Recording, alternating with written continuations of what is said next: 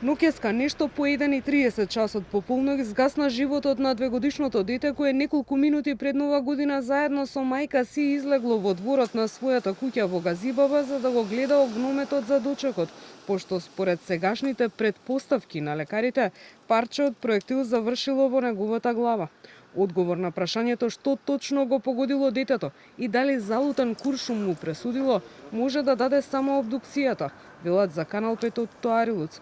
Од клиниката појаснуваат дека биле направени сите медицински процедури, но за жал и покрај 24 часовните напори за да се спаси детскиот живот, тоа починало.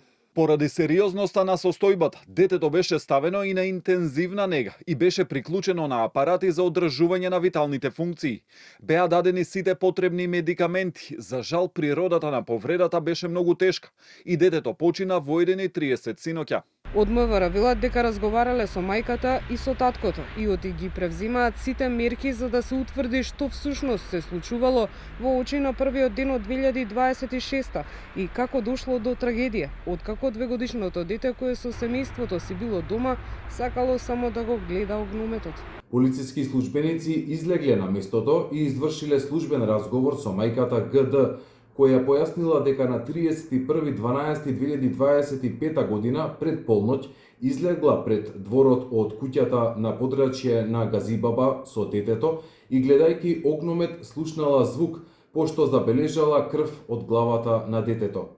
Во полициска станица е извршен службен разговор и со таткото на детето МА.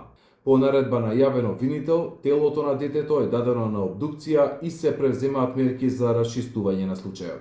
Заедно со МВР постапува и обвинителството, од каде што велат дека ќе ги чекаат на одите од судска медицина, кои ќе ги дадат неопходните докази. Овој трагичен случај повторно ја актуализира темата за опасностите од залутани куршуми и метални проектили за време на празници и прослави.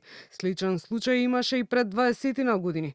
Тогаш 19-годишната девојка Наташа Кметовска беше ранета од залутен куршум при дочекот на 2005 година на Централниот Скопски плоштад, а почина неколку дена потоа во болница, пошто следеше долгогодишен судски спор за несовесен лекарски третман, но не беше откриено кој пукал.